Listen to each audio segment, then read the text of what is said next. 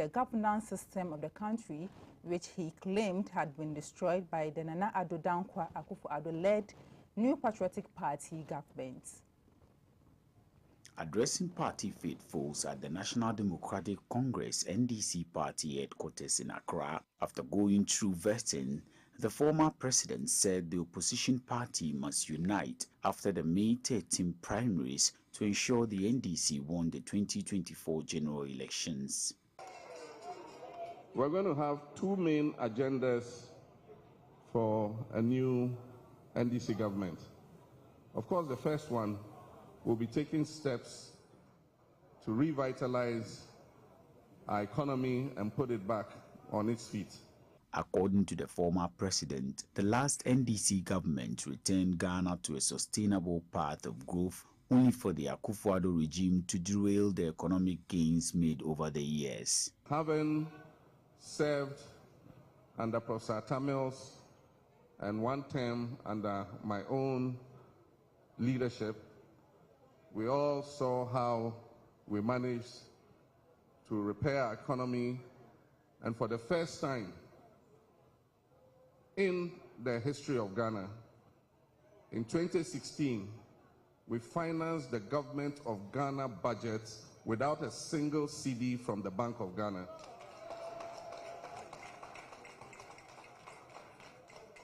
Today, this administration currently owes the Bank of Ghana 50 billion cedis. We're going to bring discipline back into our finances. That is the first order of work we have. The second order of work is to repair our governance systems, to guarantee that the media can work freely without harassment from any quarters, to guarantee that corruption will be fought without the president clearing anybody, to guarantee that the anti-corruption institutions will have a free mandate to carry out their duty against anybody, whoever you are, to make sure that CSOs have space to be able to express themselves without fear or favor,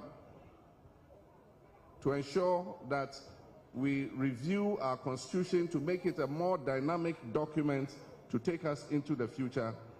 These are some of the issues that will be on our agenda for a new NDC government. Having picked nomination forms, filed and gone through vetting, the next item on the presidential primaries election calendar of the party will be the balloting ahead of May 13 contest. Mr. Mahama was accompanied by his 2020 campaign manager, Professor Joshua Labi, Greater Accra Regional Chairman of the party, Emmanuel Ni Ashimor, Dr. Vela Arisoya, Dr. Peter Boama Otukono, and a host of members of parliament. The former president faces competition from Dr. Kobna Dufour, the former governor of the Bank of Ghana and former finance minister, and former mayor of Kumasi Metropolitan Assembly, Kojo Bonsu. Away from that, Vice President of the United States, Kamala Harris, has announced a $100 million package to help fight terrorism and violent extremism in the West African region. The countries include Ghana, Benin, Guinea, Cote d'Ivoire, and Togo, which are considered to be under the threat of seeming acts of terrorism due to activities by terror groups in the Sahel region. The announcement was made when she met President Akufo-Addo at the Jubilee House as part of her 3-day working visit to Ghana. Vice President of the United States Kamala Harris said this is intended to help implement the strategic plan announced by U.S. President as part of the U.S. government strategy to help promote stability in West Africa and to also address development, security and governance issues in the sub-region. On the issue about the current economic crisis in which Ghana finds itself, she recognized the challenges Ghanaians were going through in the wake of the COVID-19 global pandemic and the disruptions caused by Russia's invasion of Ukraine. She said it is critical to build on long-term economic growth and prosperity and to increase U.S. investment, a key priority for the administration and, in particular, private sector investment. While she admitted the two countries enjoy a strong relationship, she stressed the belief her visit will strengthen the existing relationship. The U.S. Vice President was full of praise for President Akufo-Addo for his leadership in response to recent democratic backsliding in West Africa and standing up for democratic principles around the world. President Akufo-Addo said Ghana would continue to collaborate with the U.S. at all levels towards the peaceful resolution of conflicts and in the search for global peace, security to promote sustainable development around the world. Also, U.S. Vice President Kamala Harris was emotional after walking the dark dungeons of the Cape Coast Castle in Ghana. In an address to the press on Tuesday, after she passed through the last point from which many enslaved Africans were shipped to the Americans, Kamala Harris urged that the stories of the struggles be told. This, she explained, is because the people's experiences and survivals tell a story of endurance, faith, and believing in what is possible. In often many situations, odds that were designed to break them, to demoralize them, to create systems and situations that were to make them feel like less than humans, less than full human beings. But yet they survived. And they tell another history, a history of endurance, a history of faith, a history in believing what is possible, a history not only that tells about the ability that each individual has to survive, but to thrive. And so all these stories must be told. All these stories must be told in a way that we take from this place the pain we all feel, the anguish that reeks from this place. And we then carry the knowledge that we have gained here toward the work that we do in lifting up all people, in recognizing the struggles of all people, of fighting for, as the walls of this place talk about.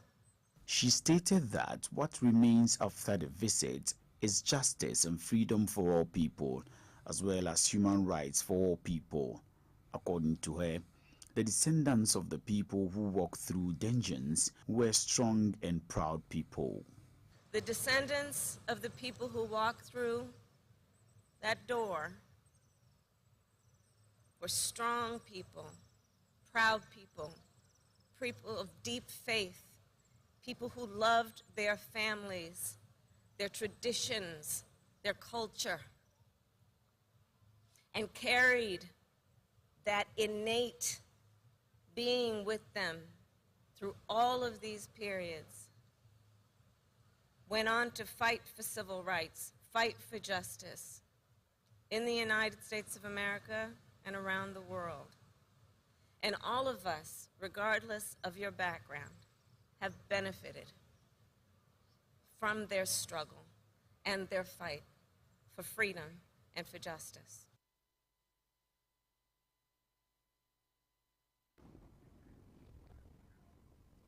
Meanwhile, the Speaker of Parliament, Alban Bagbin, has described comments by the Vice President of the United States on LGBTQ issues as undemocratic. The U.S. Vice President Kamala Harris, during her engagement with President Nana Addo Dankwa Akufo-Addo on Monday, said she had addressed the issue with the President and considers it a matter of human rights. According to him, the U.S. Vice President's assertion regarding the matter does not sit well with his conviction. This was after Kamala Harris was asked about the development at the Jubilee House on Monday. Even though Madam Harris did not directly address the anti-gay bill in Ghana's parliament, she restated her stance on human rights violation against minorities adding that her position remains unchanged. And let me be clear about where we stand. First of all, for the American press who are here, you know that a great deal of work in my career has been to address human rights issues, equality issues across the board, including as it relates to the LGBT community. And I feel very strongly about the importance of supporting the freedom and supporting and fighting for equality among all people, and that all people be treated equally. I will also say that this is an issue that we consider, and I consider, to be a human rights issue, and that will not change. Speaking during a meeting with some religious leaders, the Speaker of Parliament described her comments as undemocratic and should not be tolerated, adding that no one can dictate to this country, especially regarding the promotion of proper human sexual rights and Ghanaian Family Values Bill. I mean, these things should not be tolerated. That is undemocratic. What is democracy?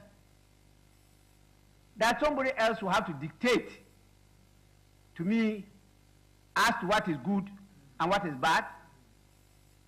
Unheard of. Because we have decided to devalue ourselves and go a-begging? Come on. We have more than enough.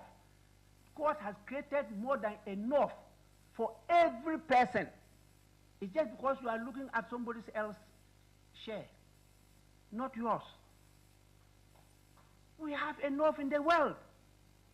The bill will be passed. He also criticized President Akufo-Addo, saying he has no authority to intervene in the proposed anti-LGBTQ bill, which is currently before Parliament. This is the word to His Excellency the President. There is no way he can intervene. That answer he gave.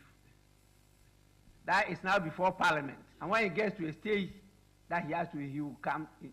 Hey, please. This is legislation. This is not execution. Wait until we pass it and then we direct you to execute it.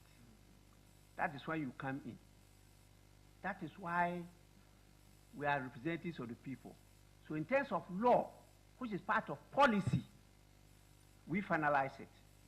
And then the executive now have the authority to implement it, to execute it. Let's get this clear. Once this bill is before here, he is not in charge. I am in charge.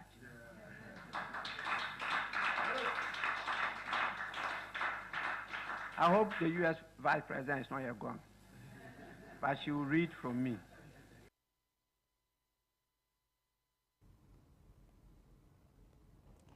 Now in other stories, two major trading groups in the Kumasi metropolis of the Ashanti region have protested against city authorities and the government over what they described as unfair treatment meted out to them.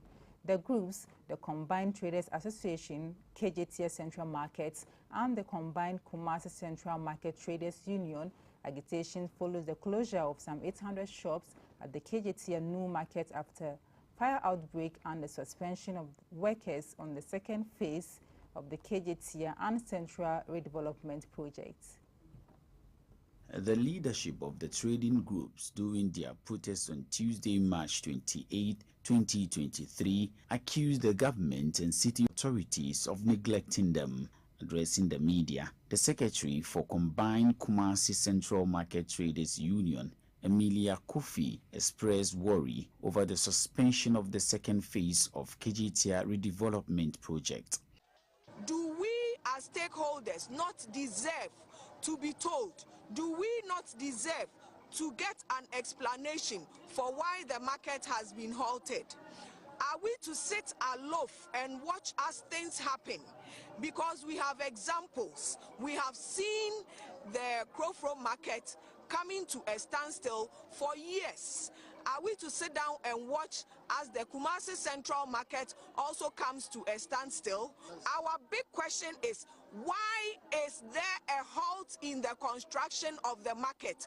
She said President Akufo-Addo in May 2019 pledged his government's commitment to completing the project on time, claiming that they are liably informed the project risks further delay over the government's ongoing debt exchange program in an attempt to seek a bailout from the International Monetary Fund (IMF).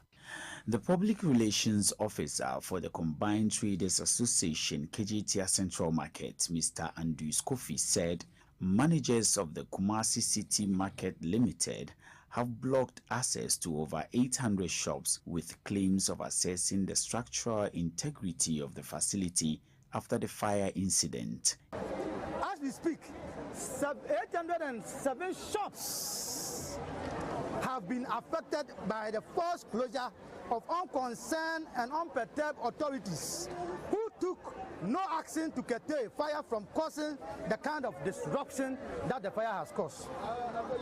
Has anybody, ladies and gentlemen, that is the board of directors of Kumasi City Market Limited or the Kumasi Metropolitan Assembly, ever thought of how these 807 shops owners have been surviving and will survive? He added that nothing has been done by management after over 10 days of the fire, adding that delays in determining the exact area to be closed indefinitely was causing problems not only for the traders at the epicenter of the fire, but those who were not affected as well. Aftermath of the market, not even cleaning of the debris at the epicenter of the fire has been done. What our authorities been doing over the past 11 days, now that the incident occurred, since the past 7 days that the incident occurred, what has authority been doing? If we say authorities, we are referring to the Kumasi mayor and by extension the board. When he was notified about the debris, he told us that is not his responsibility. Whose responsibility it is to clear the debris, to allow peaceful market women to engage in their trading activities. He appealed to city authorities to do the assessment without any delay to allow traders get access to their shops. China's Finance Minister Liu Kun says his country has confidence in the management of the Ghanaian economy and that his country would help Ghana seek debt servicing relief at a meeting in Beijing with Ghana's Finance Minister Ken Ofori-Atta last week.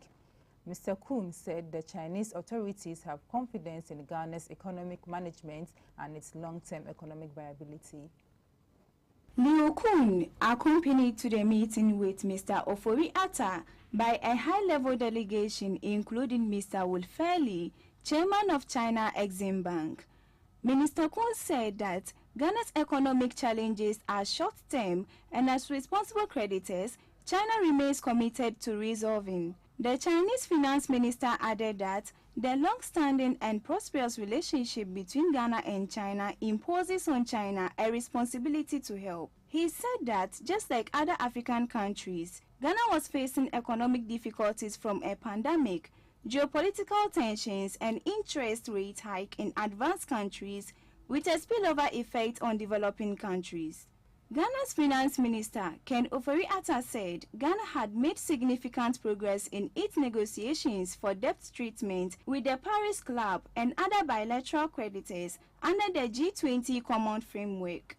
The Paris Club had therefore agreed to form the official creditor committee and deliver financing assurances to the IMF soon in order to clear the path for its executive board approval of Ghana's program by early May. Still on business, fuel prices will fall between 2% and 9% for the third consecutive time, with liquefied petroleum gas expected to witness its biggest decline in recent times. According to the Institute for Energy Security, LPG will go down by about 9%, whilst petrol and diesel will witness between 2% and 5% drop. The Institute is attributing the drop to the stability of the cedi to the dollar and the easing of prices of finished products on the world markets. Executive Director of the Institute for Energy Security, Nana Mwesi VII, said fuel consumers must expect another round of fuel price drop in the coming days. He said the imminent price drop is a reflection of happenings on the world fuel market over the past 2 weeks, which shows decline in prices of petrol, liquefied petroleum gas, and some other finished products. He added that in the last 14 days, the price of gasoline petrol on the world market posted a drop of $21 per metric ton. Gas oil diesel also dropped by roughly 3.6% from the previous price of $813 per metric ton. Nana Mwesi VII further stated that LPG is the product that posted the biggest drop in price over the last 2 weeks on the world market. The commodity's price fell by a whopping $95 per metric ton, about 15% drop. He concluded that Ghanaians should expect some relief from the high fuel prices recorded in the past 6 months, noting households that rely on LPG will be the most beneficiaries, as the commodity may post a hefty drop in prices in the coming days. Away from business, the CEO and founder of the Afro-Arab Group of Companies, Ambassador Alhaji Salamu Amadou, has dedicated his recent award to the youth from the Nima and Mamubi communities in Accra. Alhaji Amadou was recognized as a top performer in the banking and finance category at the 40 Under 40 Africa Awards ceremony held at the Leonardo Hotel, Southampton in South Africa on March 25, 2023. In his acceptance speech, Alhaji Amadou expressed his gratitude to the organizers of the event and thanked the Almighty Allah for his mercies. He called on global investors to do business in Africa, highlighting Ghana as the gateway to the continent due to its abundant natural resources. Alhaji Amadou's dedication of his award to the youth in Nima and Mamubi underscores his commitment to supporting underprivileged communities in Ghana. He said he was born and bred in Mamubi, a deprived community in Ghana, but has been able to break the odds to become an entrepreneur, philanthropist, and businessman. So he is dedicating the award to the youth in the Zungus, most especially those from Mamubi and Nima. The 40 Under 40 African Awards recognizes young, influential Ghanaians making significant contributions in various sectors of the economy. Now, on the international front, Burkina Faso authorities have ordered France 24 broadcasts off air following an interview with the head of Al-Qaeda militant group's North Africa wing, Akim. France 24 aired the interview with Akim's leader, Yazid Mubarak, earlier this month after France killed his predecessor in an air raid. The relationship between Burkina Faso and France has soared since the coup in October last year. Burkina Faso's Minister of Communication, Jean-Emmanuel Ouedraogo, said in a statement that France 24 is not only acting as a mouthpiece for these terrorists, but it is providing a space for the legitimization of terrorist actions and hate speech. He said the government had therefore decided in all responsibility and in the name of the superior interests of the nation to suspend indefinitely the transmission of France 24 programs on national TV. France 24, which is funded by the French state, said the move was based on unfounded accusations. It said the channel never gave him the floor directly, adding it chose to only report what the interview said through a studio conversation with one of its journalists. The relationship between Burkina Faso and France has soared since the coup in October last year. Burkina Faso expelled French troops who had been unsuccessfully fighting the Islamists, inviting Russian mercenaries in their stead. In December, Ouagadougou suspended broadcasts of Radio France International, a radio station also funded by the French government, over what is called false report and giving voice to militants.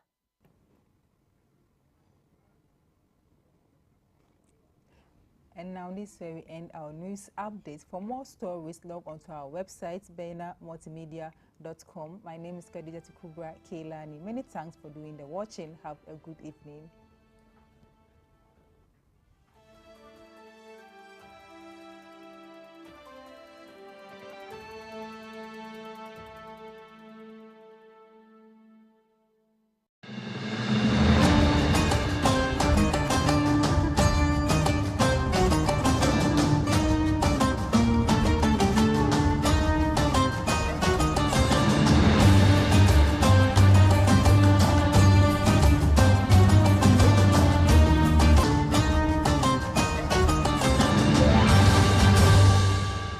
سلام على شهرنا المنتظر حبيب القلوب السمير السهر سلام على ليله مزبدا مهياه يزهو كضوء القمر فأهلا وسهلا بشهر الصيام وشهر التراويح شهر العبر أرى شمسه أشرقت في القلوب وضاءت كما ضاء نور البصر رمضان ورنيدة الله يتلو رمضان إنو تفوجودا دولورو أو سلامي الله فو إفلو جدودا كوتا وينسلي ميتي الله Ramadan Mubarak to all my people out there. I wish you a very happy Ramadan.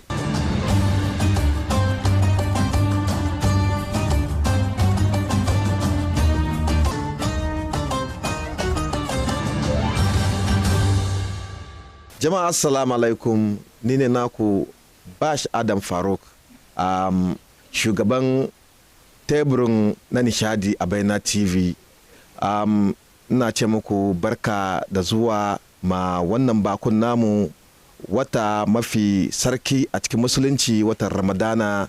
Shan ce Allah ya sa yi da mu a kare da mu lafiya, Allah ya ji kan marigaya, Allah ya sa sun huta, Allah ya sa mu gan karshen wannan wata lafiya. Addu'anmu duka Allah ya karba, ya yafe muna kurakuranmu, rahman da ke cikin wannan wata duka baki daya Allah ya bamu. Mu ci sallah lafiya mu kuma gode masa lafiya. Jama'a assalamu alaikum.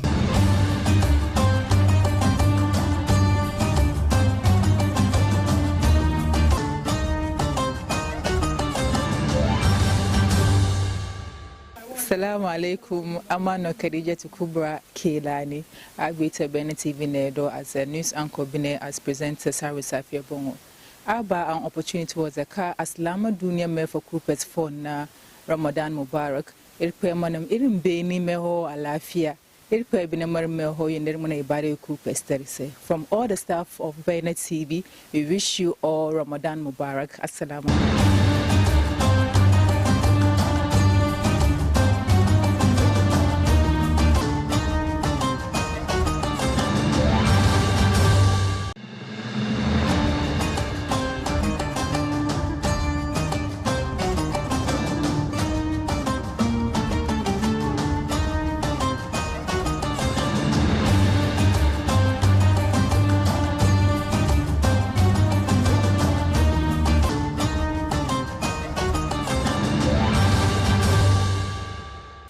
Assalamu alaikum jama'an al'umman Ghana da duk duniya gaba daya. Sunana Salma Ahmed Bandawo, ni ne mai hostin cibiyar wasanni da kuma morning show da muke host a nan gurin Sarin Safiya. Ina ma al'umman Ghana duka da jama'an duniya duka barka da watan Ramadan, barka da sake zagayo muna da wannan wata mai albarka mai alfarma.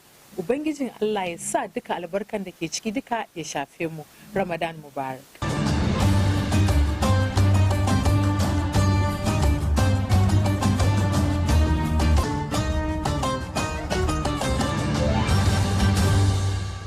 alaikum agaiti Muhammad Halassan Samake kanga go ne da BEIN TV ga ai ga wara Ramadan Mubarak ai ga bore kurfu ai ga shintin da ne din da YouTube ku amiro kai ga na she sale kinna sa abaka cha ai ga ansa kani fo gani bani ha ai ga ansa ka zonga amiro da kanti Ali da dagadu ai ga ansa kani fo gani bani ha ai ga kadai amiro kanti Abdullahi Baba Musa coach ai ga ansa kani fo gani bani ha jina zarme amiro da gawo amire kai gi kurma yeti audu ai gans ka warfo ai ga war mani ha ai ga wara Ramadan Mubarak. Assalamu alaikum.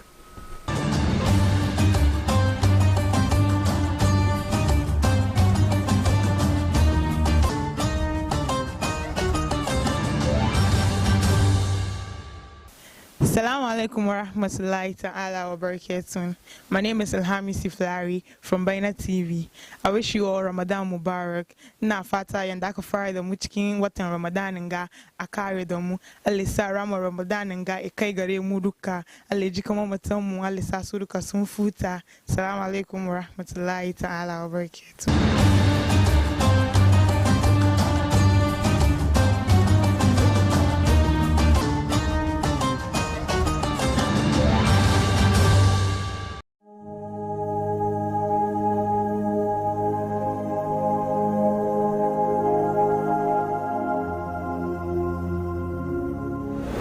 ولقد يسرنا القرآن للذكر فهل من مدكر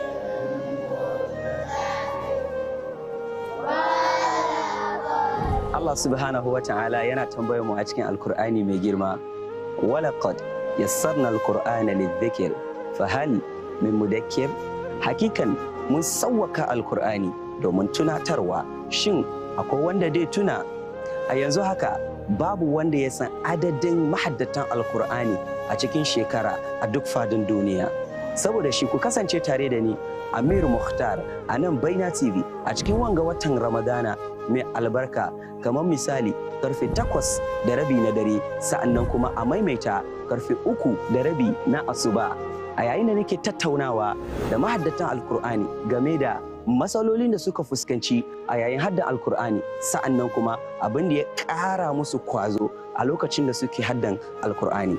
Be inspired by the stories of my guests on my Quran journey in order to start your own journey into the recitation and memorization of the glorious Quran. My Quran journey, a journey to light.